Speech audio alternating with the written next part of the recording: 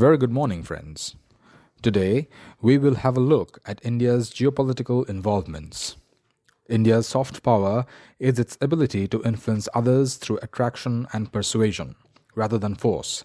It's a crucial concept for understanding how India interacts on the global stage.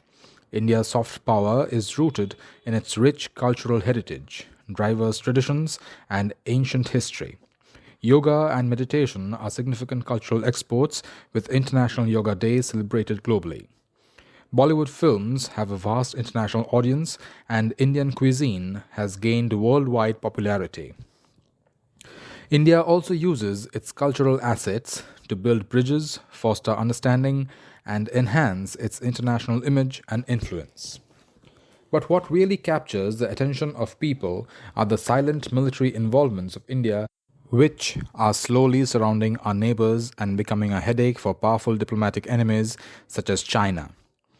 One of the most interesting facts about India's soft power diplomacy is the infrastructure projects which India helped build in various countries, such as rail routes, roads, and ports.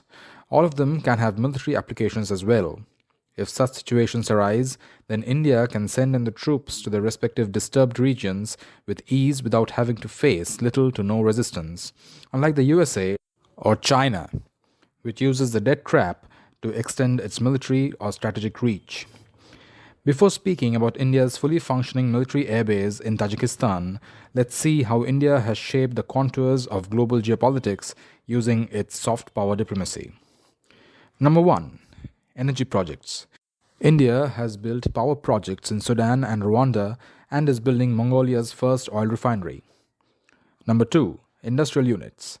India has established the first cement plant in Djibouti, the first milk processing plant in Mauritania, and the first sugar factory in Ghana. Number 3. Water treatment plants. India built the Upper Ruvu water treatment plant in Tanzania, which provides clean drinking water to more than 2 million people. Number 4. Railway projects. India built railway bridges and signaling systems in Bangladesh and helped rebuild Sri Lankan railways after the war. Number 5. Quick impact projects in Vietnam. Since 2017, India has been implementing QIPs in Vietnam to develop community infrastructure. These projects include building classrooms, old age homes, and irrigation canals. Some examples of QIPs include construction of a housing block for the elderly and physically challenged in Quang Ninh Province, construction of an irrigation canal in An Tan Ward, Ni Lo Town, Yan Bai Province, construction of a reinforced concrete bridge in Khon Lao Commune, Pho Tau District, Lai Chau Province, and many others. Number 6. India has several developmental projects in Thailand, including India-Myanmar-Thailand Trilateral Highway. This 1360-kilometer, 850-mile highway will connect Moreh, India, to Mysore, Thailand via Myanmar.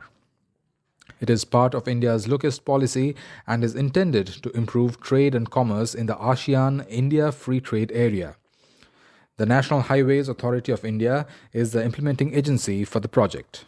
Imphal-Mandalay-Bangkok route.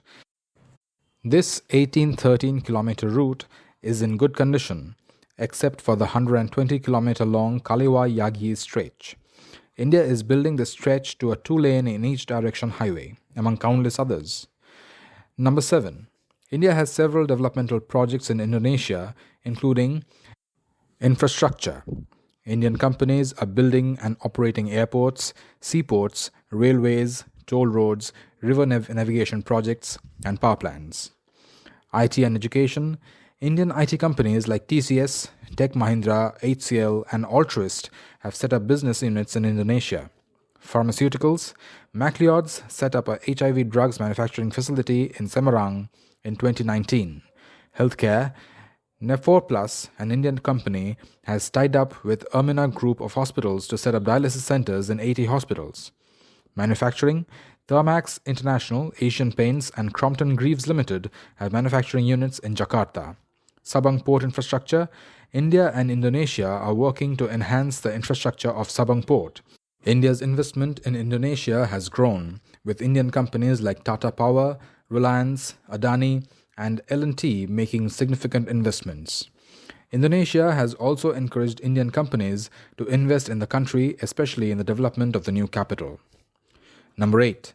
Before the Taliban took over the Afghan regime, India had helped build Afghanistan's infrastructure, including reconstruction and developmental programs in Afghanistan which follow priorities of the Afghan government and people.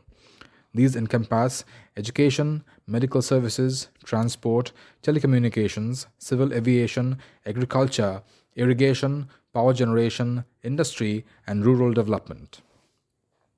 Number 9. India has several developmental projects in Myanmar, including the Rakhine State Development Program initiated in 2018, India-Myanmar Border Area Development initiated in 2017, the Ananda Temple in Bagan, which was restored and conserved in 2018, 92 earthquake-damaged pagodas were repaired and conserved. India and Myanmar signed a project agreement for the construction of modern integrated checkpost at Tamu in September 2022. The Government of India has provided computers, tractors, crawlers, and medical equipment to the government of Rakhine State. And the cream of all, the Kaladan Multimodal Transit Transport Project, a project that aims to connect India's eastern seaport of Kolkata with Mizoram in northeast India via Myanmar. The project involves sea, river, and road transportation. The sea route includes from Kolkata to Sitwe in Rakhine State, Myanmar, river route from Sitwe to Paletwa in Chin State, Myanmar via the Kaladan River, road route from Paletwa to Zorinpui on the India-Myanmar border and then into Mizoram. The project was conceived in 2008 and is entirely funded by India. The Inland Waterways Authority of India is the project development consultant.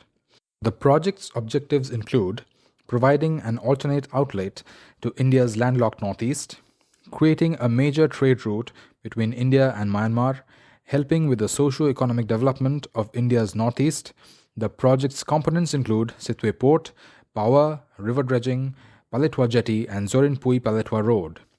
In early 2024, the Indian government has given the go-ahead for India Ports Global Limited proposal to take complete control of the Sitwe Port in 6 December 2024. The momentous move marks Sitwe Port as the second international port after Iran's Shahid Beheshti Port in Chabahar to be managed by IPGL. IPGL is a subsidiary of Sagarmala Development Company Limited, which is governed by the Union Ministry of Ports, Shipping and Waterways. While India only oversees 2 terminals in the Chabahar port, it will have complete control over the Sitwe port and treat it like other domestic ports. The recent agreement includes an extended lease of the port to India, which will be renewed every 3 years. IPGL will raise funds to develop the port further and intends to promote transactions in Indian rupees among traders. All these being said, now let's look at India's military involvements across the Indian Ocean region and Central Asia. Number 1. Coastal Surveillance Radar System in North Agalega Island. Agalega Island is a remote archipelago in the Indian Ocean, approximately 1,100 kilometers north of Mauritius. India has a military base in North Agalega Island with a coastal surveillance radar system. Apart from it, a new airstrip and St. James Jetty was inaugurated in the country's outer Agalega Island. Number 2.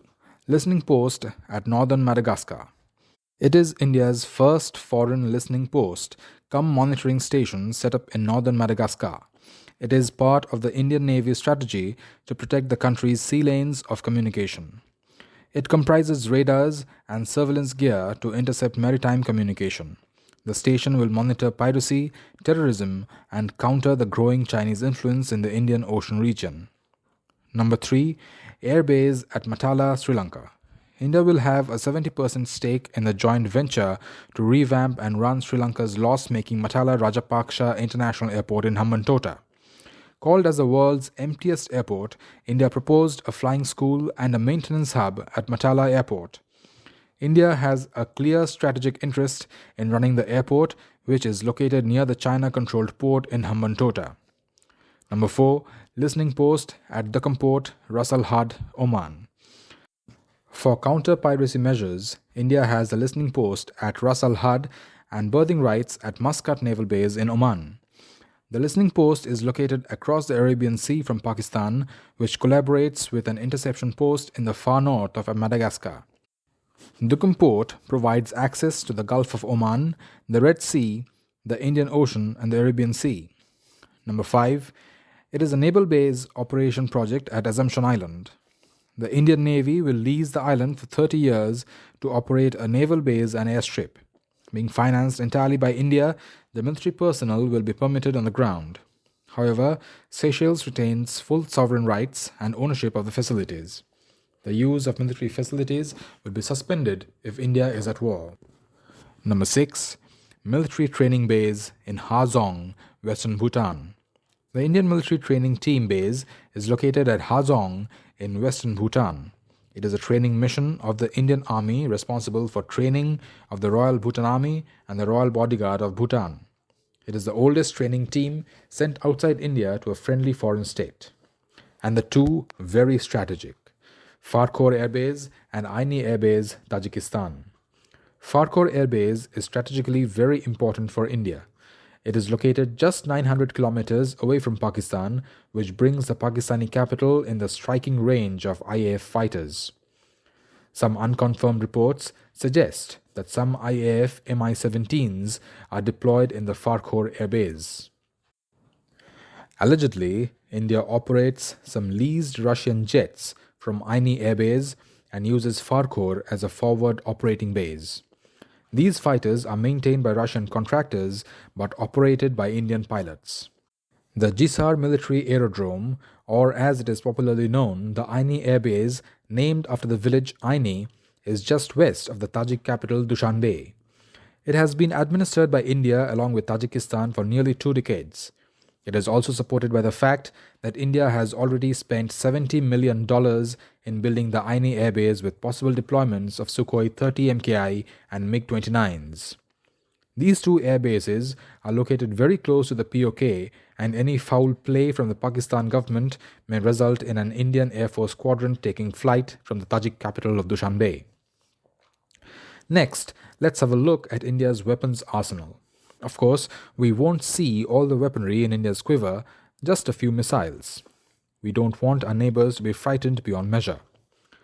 Ballistic missiles, the nuclear-capable Agni group of missiles, among many others. Agni 1, surface-to-surface, range of 1200 kilometers. Agni 2, surface-to-surface, range of 3500 kilometers. Agni 3, surface-to-surface, range of 5000 kilometers. Agni 4, surface-to-surface, range of 4000 kilometers. Agni 5, surface-to-surface, range of 8000 kilometers. And in development, Agni 6, surface-to-surface, range of 18,000 kilometers. We fear, if we further illustrate about the countless ballistic cruise, anti-tank, anti-ship, anti-air, air-to-surface, surface-to-air, surface-to-surface, anti-satellite and missile defense systems in India's arsenal, people who dream of attacking or capturing parts of India in 4 days might suffer a massive cardiac arrest. We would want our neighbors to live in peace, or we shall have to leave them in pieces. That's it for today. Hopefully we will meet again with another engaging video. We wish you all a very happy and a prosperous new year, thanking you for bearing with us.